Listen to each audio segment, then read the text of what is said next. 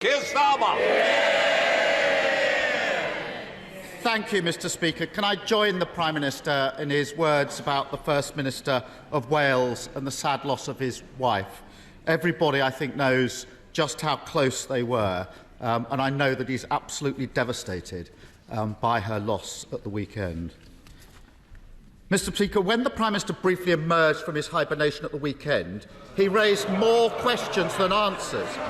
So, in the interests of integrity and accountability, can he set the record straight? Did his now former chair tell government officials that he was under investigation by the taxman before or after the Prime Minister appointed him? Prime Minister. Mr. Speaker, I appointed the independent adviser to investigate this matter fully. He has set out his findings in detail over the weekend, and on receipt of those findings, I took action, and I'd refer the honourable gentleman to the independent adviser's report. Keir Starmer. Oh, come on! Anyone picking up a newspaper in July last year would have known that HMRC and the National Crime Agency were investigating months before he appointed him.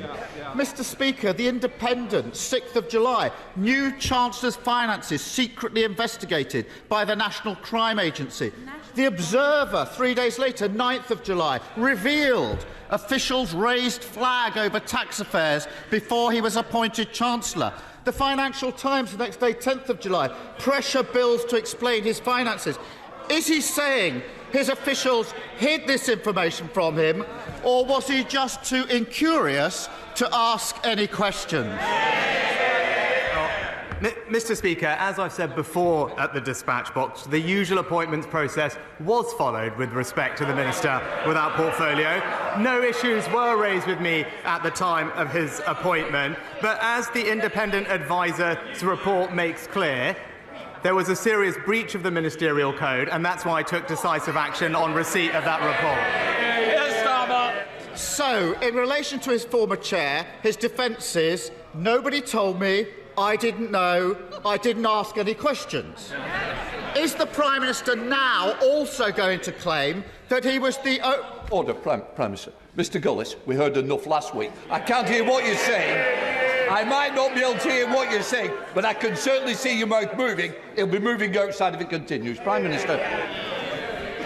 So, for his former chair, nobody told me, I didn't know, I didn't ask any questions. Is the Prime Minister now also going to claim that he's the only person completely unaware of serious allegations of bullying against the Deputy Prime Minister before he appointed him?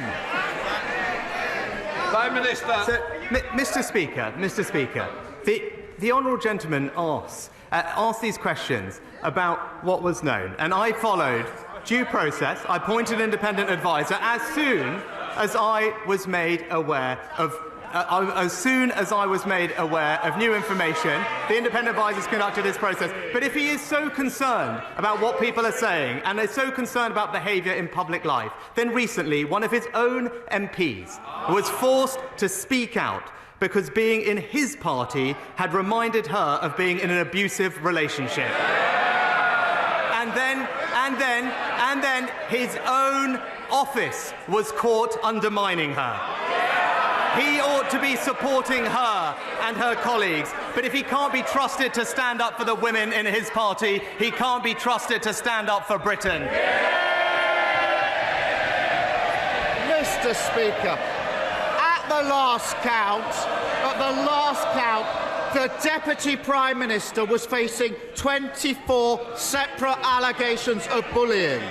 According to recent reports, some of the complainants were physically sick. One says they were left suicidal.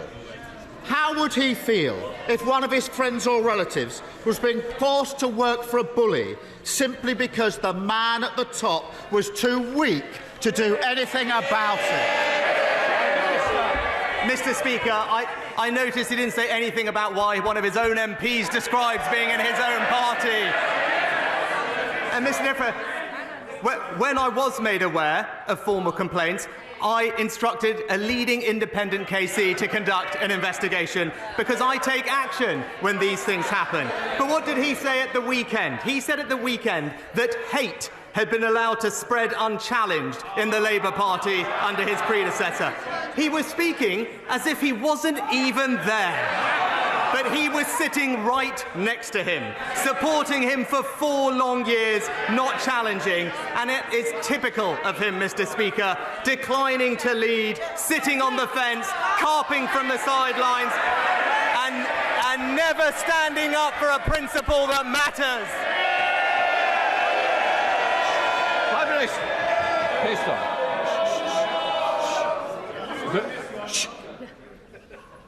I want to hear both sides, and I'm not going to be interrupted by either side.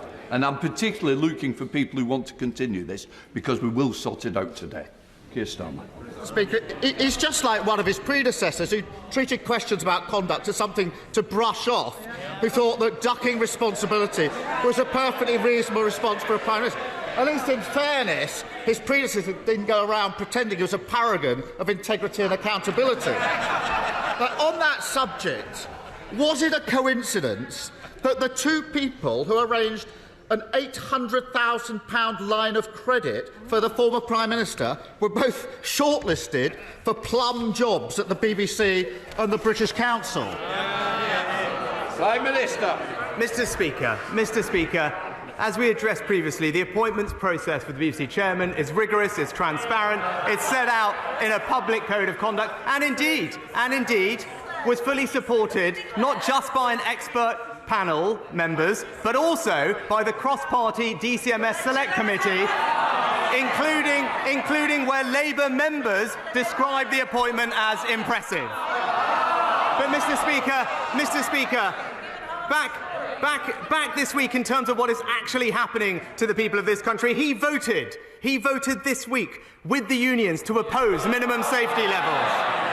He voted with Just Stop Oil to water down the public order bill. And what do the unions and Just Stop Oil have in common? They bankroll him and his party, Mr. Speaker. So while he sides with extremist protesters and union bosses, we stand up for hard-working Britons and school children. After 13 years in power, trying to blame the Labour Party for his failure to sort out the strikes it's rank pathetic. The Tory party's addiction to sleaze and scandal has done huge damage to this country, and the cost to the public keeps adding up. We've got a justice system letting murderers walk the streets, heart attack victims waiting hours for an ambulance, an economy that's shrinking quicker than his leadership. And even I couldn't quite believe it when I saw that his government is expecting taxpayers to pay the legal fees for the member for Uxbridge defending himself over his lockdown rule breaking.